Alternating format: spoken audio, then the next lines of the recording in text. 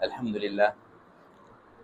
لله الذي هدانا لهذا وما كنا لنهتدي لولا أن هدانا الله. الصلاة والسلام على خاتم الأنبياء وأشرف المرسلين وأزواجه وذرياته ومن تبعهم بإحسان إلى يوم الدين.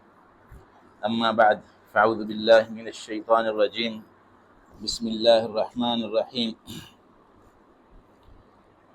وأذن في الناس بالحج يأتوك رجالا وعلى كل ضامر يأتين من كل فج عميق ليشهدوا منافع لهم ويذكروا اسم الله في أيام معلومات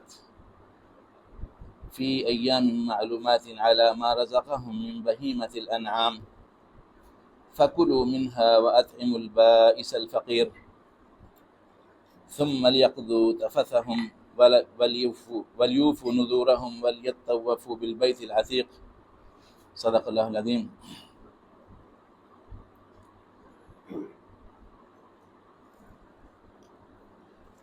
اور لوگوں میں حج کا اعلان کر دے، وہ تیرے پاس ہر دور دراز راستے سے پیدل چل کر اور دبلے پتلے اونٹوں پر سوار ہو کر آئیں گے تاکہ وہ اپنے منافع کے لیے حاضر ہوں اور معلوم ایام میں ذبح کے وقت ان چھپائے مویشیوں پر اللہ کا نام پڑھیں جو اللہ نے انہیں دیے ہیں. پھر تم خود بھی ان کا گوشت کھاؤ اور کھلاؤ ہر بھوکے فقیر کو.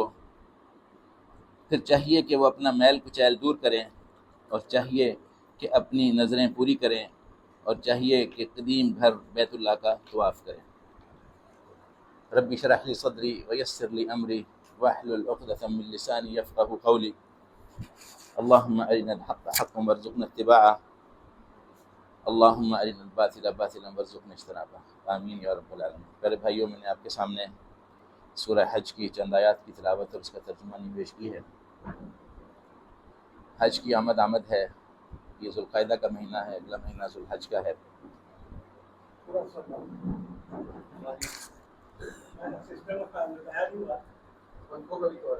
حج کی آمد ہے.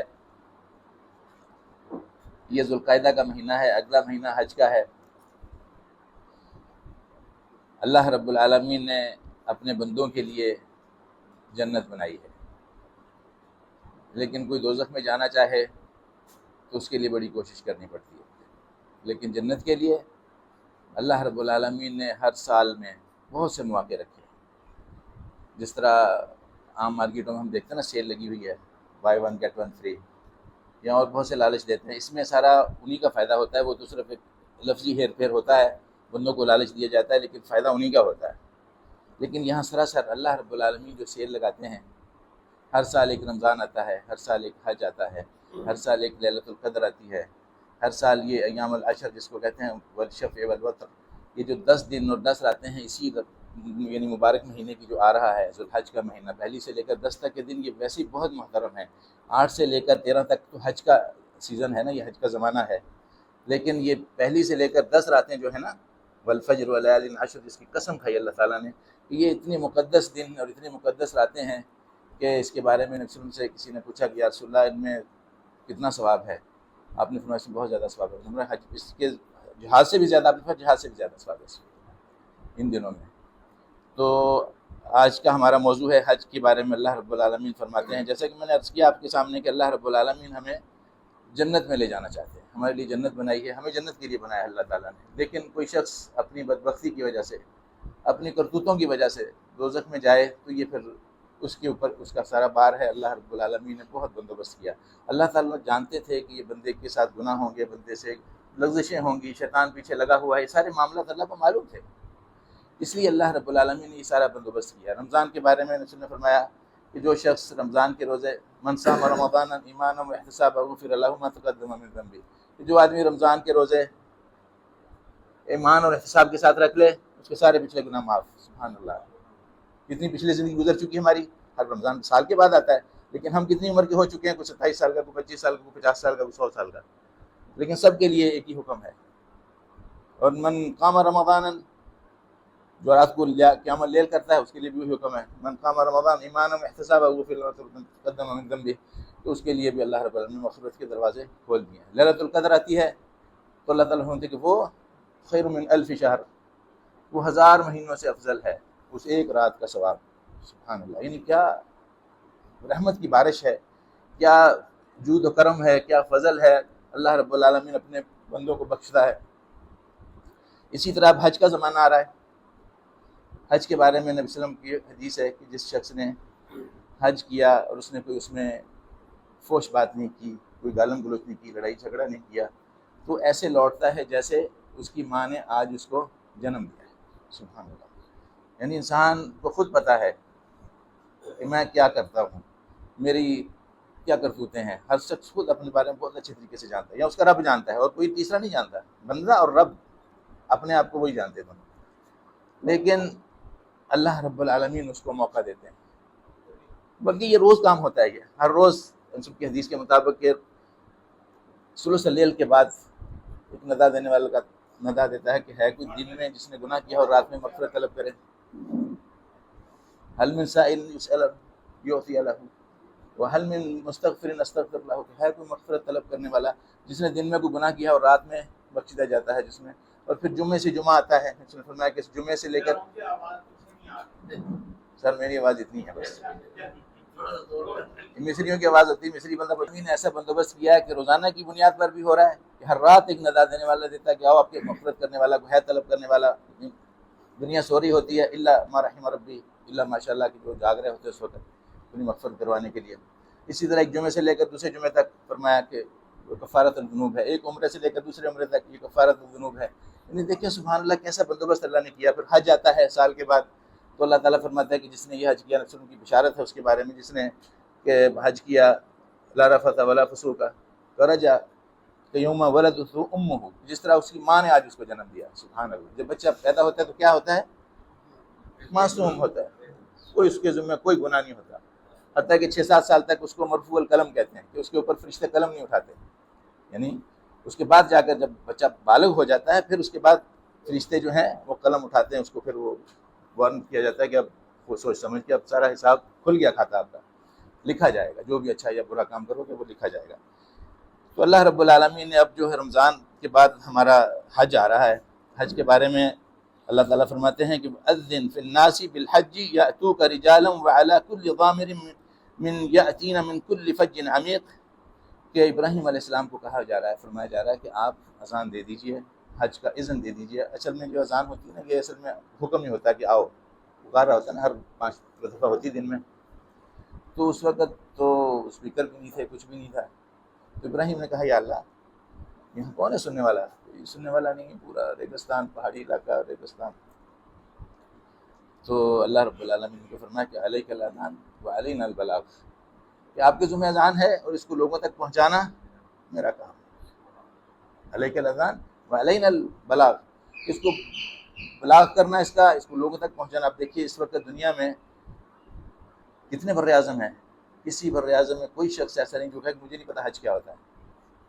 یعنی کوئی شخص بھی ایسا نہیں ملے گا جو کہے کہ حج کا مجھے پتہ ہی نہیں حج کیا چیز ہوتی ہے. وہ آواز کہاں تک پہنچی؟ آج بھی الحمدللہ وہاں پر جو لیگلی پہنچتے ہیں وہ تقریباً 3.5 ملین لوگ کا ایک مجمع ہوتا ہے. اللہ رب العالمین کو اصل میں نا جو اجتماعیت ہے بہت پسند ہے. اجتماعیت بہت پسند ہے. بدقسمتی سے ہم پاکستان میں فرقہ بازی میں پڑے ہوئے ہیں. ہر کسی نے اپنا اپنا ایک مسلک بنایا ہوا ہے، اپنا اپنا ایک 1.5 اینٹ کی مسجد ہے. لیکن اللہ رب العالمین کو یہ مطلوب و مقصود نہیں ہے. اسی لیے ہم لوگ ذلیل ہو رہے ہیں، اسی لیے خوار ہو رہے ہیں. اللہ رب العالمین کو اجتماعیت پسند ہے. آپ کو پتہ ہے کہ نماز گھر میں بھی پڑھ سکتے ہیں ہم، کتنا ثواب ہے اس کا، اور مسجد میں 27 دو روایتیں.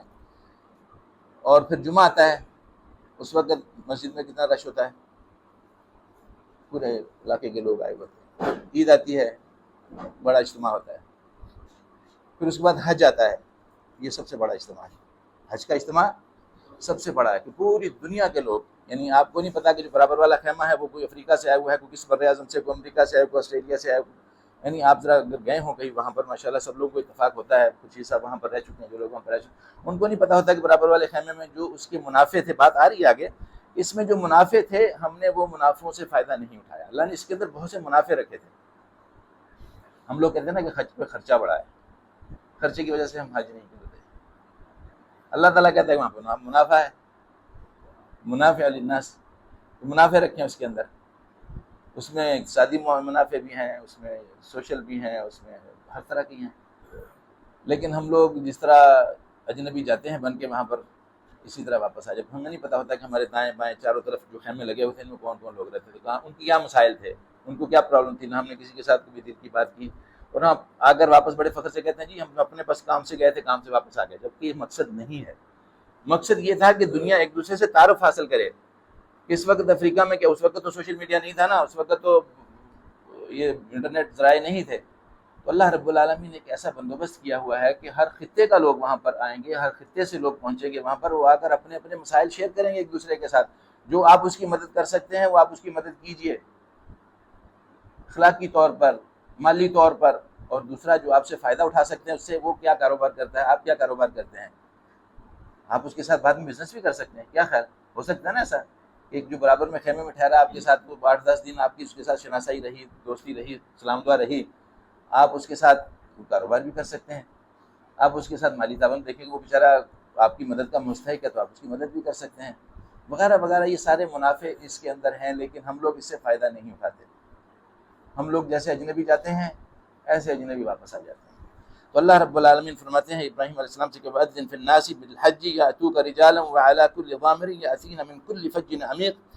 کیا ہوگا جب آپ اذان دیں گے تو دور دراز علاقوں سے بھی وہ جانور جو کہ مریل اونٹیاں ہوتی ہیں وہ بھی وہاں پر پہنچ جائیں گی. اس وقت اونٹیوں کا دور تھا، اللہ نے وہ مثال دی، لیکن ہم نے آج دیکھا ہے کہ وہاں پر ایسی گاڑیاں ہوتی ہیں، نظر آتی ہیں، خود صاحب بیٹھے ہوئے ہوں گے، چلیں گے. یہ مکہ میں رہ چکے ہیں کہ سوریا سے گاڑیاں آتی ہیں جی، بالکل ایسی جیسے آپ سمجھیں کہ یہ تو 10 کلومیٹر سفر نہیں کر سکتی، لیکن وہ کہتا ہے میں سوریا سے چل کے آیا، سوریا سے گاڑی چل کے آئی ہے. وہاں سے سوریا پتہ کتنی دور ہے، 2-2.5 ہزار کلومیٹر ہوگا، لیکن وہ گاڑی چل کے آئی. بندے کو یقین نہیں آتا، ویسے عام طور پہ وہ آ نہیں سکتا، لیکن حج کے لیے وہ آگے کہتا ہے کہ میرے کچھ بھی نہیں ہوا، میں آ گیا اس کے اوپر بیٹھ کے. وہ گاڑی بالکل پرانا ماڈل کی، اور وہ لیکن کوئی کہیں سے آ رہا ہے، کوئی کہیں سے آ رہا ہے، کوئی یمن سے گاڑیاں آتی ہیں. غریب ملک ہیں وہ، ان کے پاس جو ہوتا ہے اس کے پاس چل نکلتے ہیں. اللہ رب العالمین کو پہنچا دیتا ہے. کبھی کسی سے یہ شکایت نہیں ہم نے سنی کہ گاڑی راستے میں خراب ہوگی میرا حج رہ گیا. کسی سے ہم نے یہ نہیں سنا آج تک کہ کسی کی گاڑی خراب ہو گئی ہو اور اس کا حج رہ گیا، حج نہ کر سکا. تو یہ اللہ رب العالمین کا ایک معجزہ ہے، زندہ معجزہ ہے جو آج بھی ہے، کہ اللہ تعالیٰ فرماتے ہیں کہ یأتوک رجال من کل فج عمیق، کہ یہ ہر دور دراز علاقے سے ایسے ایسے لوگ پہنچیں گے وہاں پر. چائنا سے پہنچے ہوئے ہوتے ہیں، روس سے پہنچے ہوئے ہوتے ہیں، ایسی ایسی نیشنلٹیاں آپ نے دیکھا اگر گئے ہیں تو وہاں پر بندہ پریشان ہو جاتا ہے کہ دیکھو سبحان اللہ، اللہ کی مخلوق، بندے کا دل کتنا بڑا ہوتا ہے. کیا خیال، اب ہم یہاں پر بیٹھے ہیں نا سب، کیا خیال. تو اگر خدا نہ خواستہ اگر کوئی ہمیں تنگ کرے تو ہم کتنے لوگ ہیں، مقابلہ کر سکتے ہیں نا اس کا.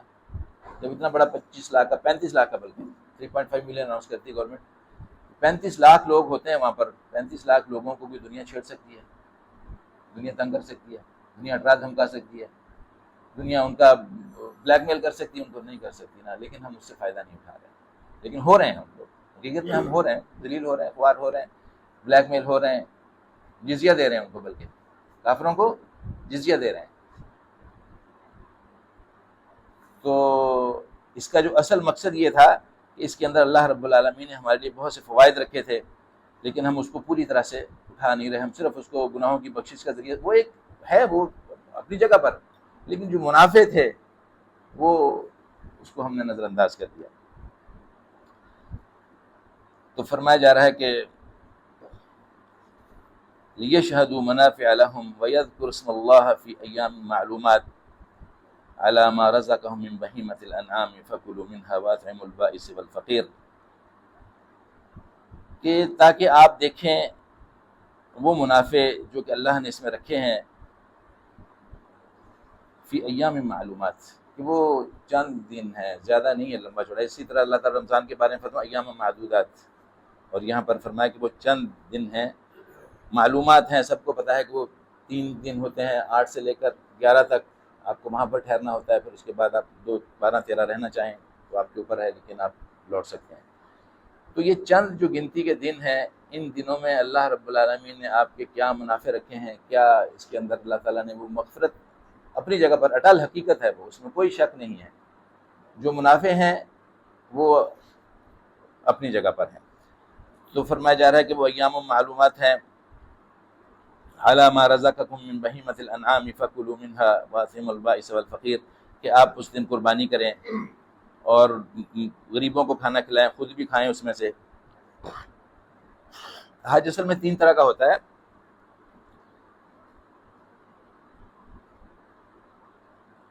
قران ہوتا ہے، افراد ہوتا ہے، اور ایک تمتع ہوتا ہے۔ تمتع میں اور قران میں قربانی کی جاتی ہے، اور افراد میں قربانی نہیں کی جاتی۔ جو افراد ہے اس کو حج مفرد بھی کہتے ہیں، افراد بھی کہتے ہیں، تو اس میں قربانی نہیں کی جاتی، لیکن قران اور تمتع میں قربانی کی جاتی ہے۔ تمتع میں اور قران میں اور افراد میں فرق یہ ہے کہ تمتع کہتے ہیں ہم لوگ کہ ایک ہی احرام میں آپ نے جب جا کے عمرہ کر لیا تو اس کو کھول دینا، پھر جب حج کا زمانہ آئے گا، اگر کوئی شخص پہلے چلا گیا، کچھ دن مکہ پہنچ گیا، تو وہ تمتع کرے گا کہ وہ جا کر اپنا جو اس نے احرام پہنا تھا وہ عمرہ کر کے کھول دے گا، پھر جب حج کا زمانہ آئے گا وہیں سے دوبارہ باندھے گا، پھر مینا کی طرف چلا جائے گا۔ لیکن جو قران اور افراد ہے اس کے لیے ایک احرام کے اندر آپ کو عمرہ بھی کرنا اور حج بھی کرنا ہے، یعنی ایک ہی احرام میں آپ کو احرام پر کھولنا نہیں ہے۔ تمتع کا مطلب آپ نے فائدہ اٹھا لیا، آپ کسی اور کام سے بھی جا سکتے ہیں، کوئی بزنس سے گیا ہوا، کوئی ملنے ملانے کے لیے گیا ہوا، کوئی ویسے، تو وہ جا کر اب مکہ میں ٹھہر گیا، اب مقیم ہو گیا، وہ احرام کھول دے۔ اب جس دن پھر وہ 8 کو نکلیں گے لوگ مینا کی طرف، تو وہ وہاں پر دوبارہ احرام باندھ کے مینا کو جائے گا اور دوبارہ وہ عمرہ نہیں کرے گا۔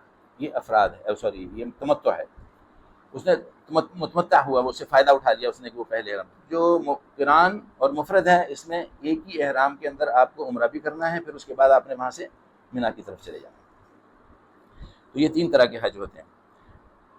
ثم ليقضوا تفثهم وليوفوا نذورهم وليطوفوا بالبيت العتيق، کہ پھر اپنی نظریں پوری کریں، اگر کسی کے ذمہ کوئی خدا نخواستہ غلطی ہو جائے تو اس کو دم دینا ہے یا کچھ اور نظر ہے اس کی مانی ہوئی کہ میں مکہ جا کر یہ کروں گا، میں صدقہ دوں گا، خیرات کروں گا، وہ اپنی نظریں پوری کر لیں وہاں پر جا کر۔ اور فالتفثوا ليوفوا نذورهم وليطوفوا بالبيت العتيق، تو پھر وہ طواف زیارہ کے لیے چلے جائے، جو طواف اس کو آخری زیارت ہوتا ہے۔ تو اپنی نظریں پوری کرنے کے بعد جو اصل میں جس طرح ہوتا ہے نا صدقۃ الفطر جس کو کہتے ہیں، رمضان کے بعد ہم لوگ صدقۃ الفطر دیتے ہیں، اس سے پہلے فرمایا روزوں میں کوئی غلطی ہو جائے تو اس کا وہ کفارہ ہو جاتی ہے، اس کا وہ دھل جاتا ہے، وہ کوئی غلطی ہو جائے تو اسی طرح اس میں بھی جو ہے یہ اللہ تعالیٰ نے جو فرمایا ہے کہ وہ میل کچیل جو ہوتی ہے نا، پھر چاہیے کہ وہ اپنا میل کچیل دور کریں اور چاہیے کہ وہ اپنی نظریں پوری کریں۔ تو جب وہ قربانی کر لیتا ہے انسان تو اس کو وہ بتا دیتے ہیں کہ اتنے بجے آپ نے، پہلے تو خیر وہ خود کرتے تھے لیکن ابھی تو بینک والا سسٹم ہے، کہ بینک والے بتا دیتے ہیں، کوپن دیتے ہیں اس کو، اتنے بجے آپ نے احرام کھول دینا، ہم کر دیں گے، آپ نیابتاً جو آپ کی نیابت میں ہم کر دیں گے وہ قربانی آپ کی، وہ ایک ٹائم دے دیتے ہیں آپ کو، اس کے بعد آپ نے احرام کھول دینا، تو آپ کا قربانی ہو چکی ہو گیا۔ تو یہ ہے کہ آپ نے جو میل کچیل تھی آپ نے وہ الحمدللہ قربانی دے کر وہ سارا صاف کر لیا۔ اللہ رب العالمین سے دعا ہے کہ اللہ تعالیٰ ان سب باتوں کو سمجھنے کی، سمجھ کر اس پر عمل کرنے کی توفیق عطا فرمائے۔ اب ایک گزارش ہے، صبح ایک تذکیر ہے کہ آج 12